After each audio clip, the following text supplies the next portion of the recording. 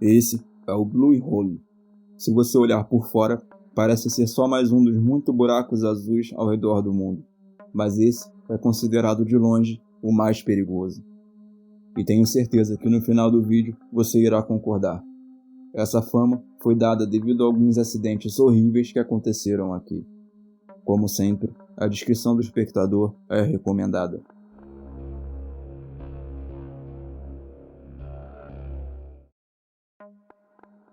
Este é Tarek Omar. Profissionalmente, ele é mergulhador técnico e instrutor. Extraoficialmente, ele é apelidado de colecionador de ossos. Ele também é conhecido como guardião do túmulo, e o túmulo ou cemitério que ele mantém é o Blue Hole, na península do Sinai, no Egito. O Blue Hole é um dos locais de mergulho mais famosos do planeta, tanto para mergulhadores principiantes buscando uma aventura nova, quanto para os mais experientes. Mas esse também é considerado o local de mergulho mais mortal do planeta. Ao longo dos anos, estima-se que pelo menos 130 pessoas perderam a vida mergulhando no buraco azul, mas algumas estimativas colocam o número de vítimas em mais de 200. Além disso, como nenhum registro oficial foi mantido, ninguém tem certeza exatamente, podendo ser um número ainda maior. Desde o final dos anos 90, Tarek esteve envolvido na maioria, se não em todos os resgates corporais realizados aqui. E mesmo que não tenha participado de todos os resgates dos mais de 100 mergulhadores que perderam suas vidas aqui, segundo ele, foram resgates o suficiente para que ele perdesse a conta. Depois de 2 décadas fazendo as recuperações, os únicos nomes de que ele se lembra são dos 2 primeiros que ele recuperou, logo após chegar à cidade. Eles eram Martin Gara e Conor Oregon. Em 1997, Martin viajou da Irlanda para o Egito para passar o ano trabalhando como instrutor de mergulho, aproveitando os ótimos pontos que essa área tem a oferecer. No meio do ano, seu amigo Conor juntou-se a ele para que os dois pudessem terminar o resto do curso juntos. Conor também estava na fase final de se tornar um instrutor, então ambos eram bastante experientes e considerados mergulhadores cuidadosos e meticulosos pelas pessoas que os conheciam. Abriram uma agência de viagens especializada em passeios de mergulho comercial no exterior. Em novembro daquele ano, cerca de um mês antes de voltarem para casa, os dois foram visitar o famoso ponto de mergulho Blue Hole para mergulhar. Essa viagem foi parte de uma expedição maior feita pela PADI, que é uma organização mundial de mergulho. Então, vários outros mergulhadores treinados e profissionais também estavam na viagem. Em algum momento do mergulho, Martin e Conor foram separados do resto do grupo e ficaram sozinhos, sem ninguém ao seu redor.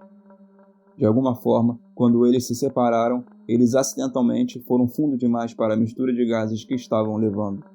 Isso fez com que ambos perdessem a consciência, o que fez com que seus reguladores caíssem de suas bocas e então afundassem para 65 metros. Os outros mergulhadores da aula só notaram sua falta quando todos estavam na superfície e os 2 homens se atrasaram para o horário de retorno programado. Os mergulhadores rapidamente desceram para procurar os homens, mas quando foram encontrados, já era tarde demais. A história deles é como tantas outras do Blue Hole. Muitas vezes, mergulhadores cuidadosos e experientes descem para o buraco, mas não retornam. Então, o que exatamente torna o Blue Hole tão mortal? Talvez seja uma boa ideia primeiro definir exatamente o que é um buraco azul. Durante as eras glaciais passadas, os níveis do mar eram cerca de 100 metros abaixo do que são hoje. Durante esse tempo, muito mais massas de terra no mundo estavam acima do nível da água, o que expôs muitas cavernas e buracos na superfície. Com o tempo, a chuva erodiu essas cavernas superficiais, como normalmente acontece com o calcário. E então, quando o nível do mar subiu, isso foi agravado pela água salgada do mar fluindo sobre as rochas. Algumas dessas cavernas de superfície colapsaram e se inundaram ainda mais nesses grandes buracos circulares que agora são visíveis sob a superfície da água, sendo essencialmente cavernas verticais. A parte interessante, porém assustadora sobre eles, é que a borda externa desses buracos é composta de diferentes tipos de rocha, que não se dissolvem como a parte interna. Após a borda estável, os buracos podem cair drasticamente para muito mais fundo do que o leito do mar ao redor. O Grande Buraco Azul, na costa de Belize, é um bom exemplo disso. A borda do buraco tem apenas 10 metros de profundidade, mas se você cair sobre a borda, ela desce verticalmente para 124 metros em basicamente uma única queda vertical. E como a profundidade da borda e do fundo são tão diferentes, isso cria a cor contrastante que é visível da superfície. Você terá uma água tropical tipicamente azul nas bordas, mas depois um azul profundo e escuro no meio, próximo à cor do oceano aberto. Outra consequência do contraste de profundidade é que a circulação de água nesses buracos costuma ser muito ruim, principalmente quanto mais fundo você vai. Na verdade, muitos dos fundos desses buracos azuis estão completamente sem oxigênio. Portanto, além de serem profundos e escuros, eles podem ser completamente desprovidos de vida marinha, o que os torna uma espécie de mundo alienígena estéril em comparação com as águas ao redor. De qualquer forma, esses buracos azuis são encontrados em todo o mundo e oferecem condições de mergulho bastante únicas. Eles geralmente não têm corrente porque são cortados do resto da água, então essa é apenas mais uma variável com a qual os mergulhadores não precisam se preocupar. Alguns deles também estão muito próximos da costa, então você pode literalmente estar na praia, ir na água a alguns metros de distância e depois descer a centenas de metros de profundidade. Isso os torna bastante acessíveis e convenientes acima de tudo. Isso os tornou muito populares para o mergulho autônomo e o mergulho livre, mas isso realmente não responde por que esses locais de mergulho são tão mortais. O que será que torna especificamente este local perto de Dahab tão mortal a ponto de ficar conhecido como cemitério de mergulhadores? Infelizmente, não há uma resposta muito clara para a origem dessa pergunta. Na verdade, nem está claro se o local é realmente o mais mortal do que os outros. Como não há registros oficiais sobre quantos mergulhos foram feitos ou o número de mergulhadores que perderam as vidas, eu não pude comparar a taxa de fatalidade com a média de mergulho. Pode ser mais perigoso, e é por isso que o número de mortos é tão alto. Ou pode ser simplesmente que o número absoluto seja maior devido ao grande número de mergulhos que acontecem aqui anualmente. De qualquer forma, estranhamente, essa reputação não desencoraja as pessoas de virem. Parece ser o contrário. Parte da atração ainda é que ele tem essa reputação sinistra. É lindo, mas mortal. Na praia, há até um memorial para alguns dos mergulhadores que perderam a vida no buraco. Quase morbidamente, os mergulhadores em potencial vêm verificar essas placas pouco antes de entrar na água, esperando não precisar ser recuperados por Tarek, como Martin e Connor. A realidade é que essas pessoas que foram recuperadas são apenas uma pequena fração das pessoas que estão lá embaixo. Devido ao tamanho e à profundidade do buraco, por vezes, os restos são só encontrados muitos anos depois. Nesse ponto, é recomendável não recuperá-los, devido à decomposição que já ocorreu. Também, morbidamente, os mergulhadores costumam gravar vídeos quando mergulham no Blue Hole. Então, quando eles assistiram o vídeo mais tarde, ocasionalmente, equipamentos pertencentes a esses indivíduos perdidos são visíveis, aninhados na areia ou nas rochas ao longo do fundo. Uma possibilidade para explicar o perigo do buraco em Dahab é seu formato único. Após a superfície da água, as paredes se estreitam como um funil conforme você se aprofunda. Então, a 52 metros, há um grande arco do outro lado do buraco. Esse arco se abre para outro túnel de 26 metros e continua a descer na diagonal até passar pela parede do buraco para o oceano aberto. A partir daí, há rápidas quedas incrementais em profundidades que vão de 120 metros na saída do túnel a até 800 metros. Existem várias etapas intermediárias entre elas, mas essa é a queda final para o fundo do oceano. Para essas etapas mais profundas, apenas um mergulho técnico é possível, porque o ar regular se torna tóxico nessas profundidades. Também é possível que seja por isso que o buraco azul seja tão perigoso. Talvez, por causa da rápida queda da superfície, é tão fácil para os mergulhadores no ar regular descerem muito rapidamente sem perceber o quão longe eles foram. Dessa forma, antes que eles percebam a narcose de nitrogênio se torna inebriante e eles desmaiam. Mas não são apenas mergulhadores no ar regular que perderam a vida lá, obviamente. Como, por exemplo, em 2011, um homem chamado Igor planejava fazer um mergulho técnico até cerca de 150 metros acima da verdadeira profundidade do buraco. Ele era muito experiente e tinha feito exatamente 400 mergulhos quando entrou na água do Blue Hole naquele dia. Primeiro, ele entrou no arco a 50 metros. Então, a 90 metros, ele passou por outro mergulhador, que disse que se lembra de ter pensado que Igor parecia trêmulo, mas que deu a ele o sinal de ok ao cruzarem os caminhos. Então, desceu para 120 metros, depois para 150 metros, e Igor estava de longe no mais profundo que já havia estado.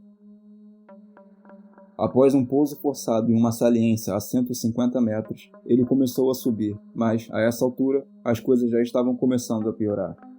Aos 130 metros, Igor começou a hiperventilar. Isso se transformou em pânico completo. Em um instante, Igor disparou para a superfície sem fazer nenhuma parada. Isso é uma coisa péssima a se fazer, sem realizar as paradas de descompressão requeridas para a profundidade em que ele mergulhou. Todos os gases dissolvidos em seu sangue, devido à pressão nas profundezas, agora se expandiam rapidamente enquanto ele subia. No momento em que ele atingiu a superfície, eles estariam causando uma dor imensa e bloqueando os vasos sanguíneos por todo o corpo. Quando sua cabeça emergiu na água, ele gritou de dor, e poucos minutos depois, Igor havia perdido a vida, se tornando a única vítima que Tarek não precisou recuperar. Talvez outra razão pela qual esse buraco seja tão perigoso é que, embora o mergulho seja regulamentado, nessa área o dinheiro fala mais alto. A maioria das lojas de mergulho na área é licenciada, mas algumas não são. Além disso, há também muita concorrência, o que reduz o preço por mergulho. Por causa disso, alguns dos instrutores e guias estão dispostos a abrir mão de algumas das regras e regulamentos em troca de um pouco mais de dinheiro. Isso pode criar algumas condições abaixo do ideal para mergulhadores inexperientes. No entanto, pelo menos as pessoas que pagam por esses serviços ainda vão com alguém treinado e experiente. Uma coisa muito pior a se fazer seria simplesmente ir sozinho. O incidente mais famoso no Blue Hole é aquele que tenho certeza que muitos de vocês já estão cientes. Mas acho que um vídeo sobre o Blue Hole não estaria completo sem cobrir esse incidente, então incluí neste vídeo. Em abril do ano de 2000, um homem chamado Yuri chegou a Dahab com a intenção de explorar todos os pontos de mergulho da região. Yuri, que era instrutor de mergulho, trouxe consigo todo o seu equipamento de mergulho e chegou a Dahab depois de visitar um amigo na cidade vizinha de Tel Aviv. Por vários anos, como era para vários mergulhadores, foi um sonho de Yuri mergulhar no Blue Hole. O pai de Yuri o fez prometer que não faria nada estúpido ou perigoso, e com isso em mente, embora viajasse sozinho, tentou encontrar alguém para mergulhar com ele. Então, poucas horas depois de chegar à cidade, ele estava andando pela rua ao longo de muitas lojas de mergulho, procurando alguém para acompanhá-lo. As pessoas repararam quando Yuri vagava de um lado para o outro, perguntando sobre diferentes serviços, até que finalmente conseguiu encontrar um homem local que concordou em ir com ele. Horas depois, os dois chegaram ao local de mergulho e entraram na água. Durante o mergulho de Yuri, ele capturou este vídeo. O vídeo começa e Yuri pode ser visto perto da superfície da água. Existem outros mergulhadores ao seu redor, recifes de corais, peixes e a água é brilhante, azul e límpida. Ele olha brevemente para a câmera para configurá-la e parece colocar algum tipo de tampa na lente dela. Talvez fosse algum tipo de capa para protegê-la da pressão da água que ele sabia que iria sofrer.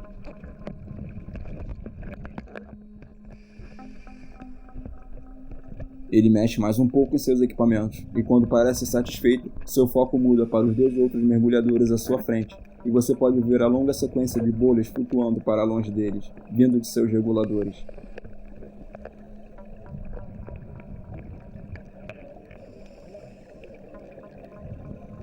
Ele se aproxima desses mergulhadores perto o bastante para que pareça que pode entrar em contato com eles. Ele então passa por aqueles mergulhadores, olha para longe e tudo que consegue ver são as paredes escuras, sem nada visto abaixo dele. De algum lugar muito mais fundo, mais bolhas parecem estar flutuando, indicando que outros mergulhadores estão mais fundo e fora de vista. Yuri então começa a se mover na direção daquelas bolhas. Agora vou pular o vídeo para o momento em que Yuri para de mexer na câmera e começa a sua descida. Yuri agora pode ser visto reorientando e direcionando seu olhar para outro mergulhador abaixo dele. Talvez este seja o amigo local que ele trouxe consigo. A pessoa à sua frente tem outra longa sequência de bolhas flutuando para cima e para longe dele, e logo Yuri parece nadar para além dele. Ele então olha para a superfície e você pode ver o sol brilhando. Depois, seu olhar volta para o que parece ser o fundo. Na verdade, isso é mais parecido com a parede interna do buraco, e Yuri está nadando ao longo do seu entorno. A água aqui já é muito mais escura do que na superfície acima. Agora, vou fazer algo que normalmente não faço. Vou apenas deixar o vídeo correr sem dizer nada, para que você possa ouvir a respiração dele enquanto ele desce. Ocasionalmente, você verá a parede interna da parede inferior do quadro, mas preste atenção em como a água fica escura em apenas alguns momentos.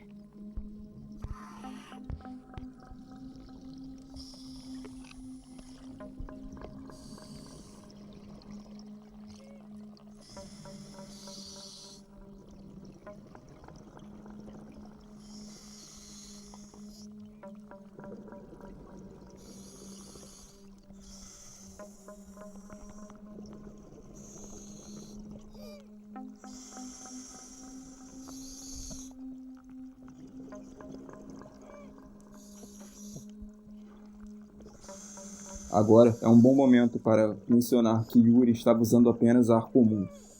À medida que descia, ele teria sido cada vez mais afetado pela narcose de nitrogênio, e além disso, seu controle de flutuabilidade teria se tornado cada vez menos eficaz à medida que a pressão aumentasse. A água já estava tão escura que é inacreditável.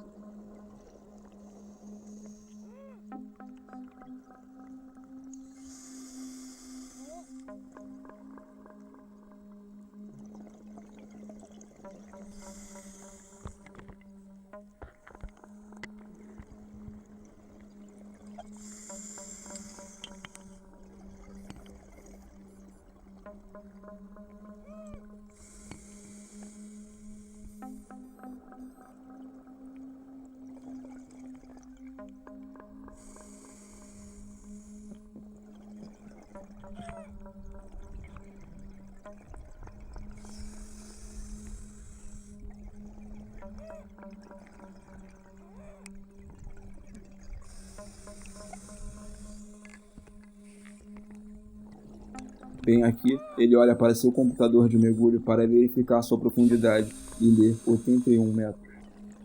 O ar regular não é recomendado abaixo dos 40 metros. A profundidade atual de Yuri é quase 2 vezes maior que isso. Nos próximos momentos, você o verá lutando no fundo de alguma saliência em que ele tinha parado. E não está claro quão consciente ele estava do que ocorria. Em um segundo, você vai ouvir o som do ar enquanto ele tenta inflar seu dispositivo de controle de flutuabilidade.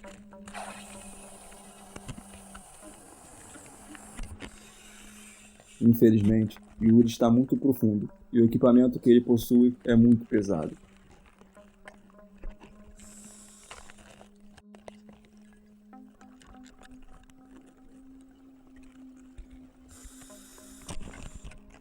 Ele luta por mais alguns momentos, provavelmente tentando desesperadamente nadar para cima, mas já é tarde demais.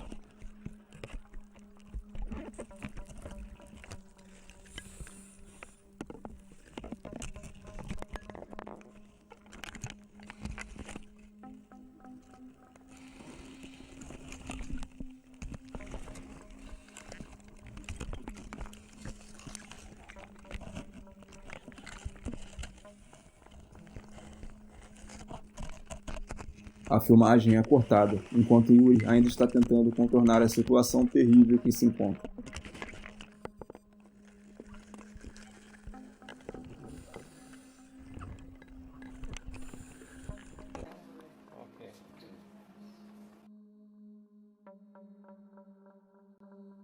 Cerca de 40 minutos depois, Quando Yuri não voltou da água, todos sabiam o que isso significava.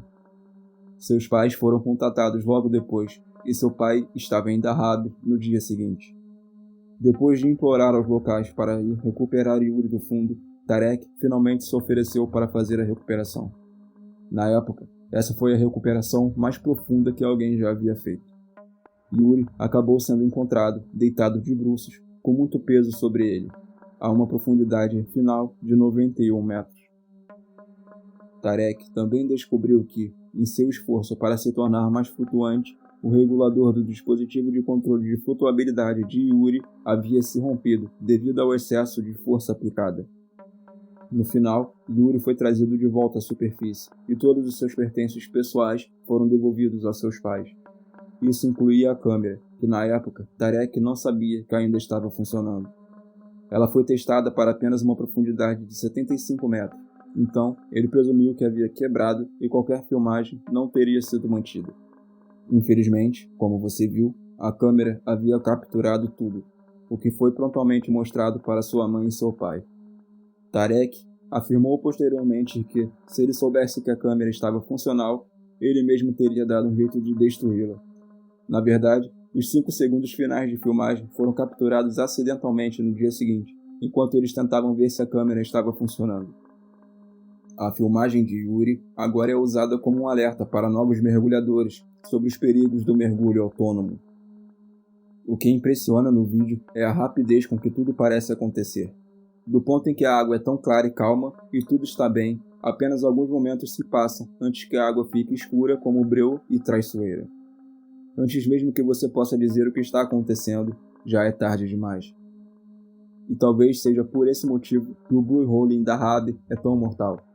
As condições na superfície dão a ilusão de um ambiente muito mais seguro do que ele realmente é. Vídeo que o abordasse. Se você tem uma sugestão de história, sinta-se à vontade para me enviar pelo e-mail que está na descrição. Mais uma vez, muito obrigado por assistir e espero vê-lo no próximo.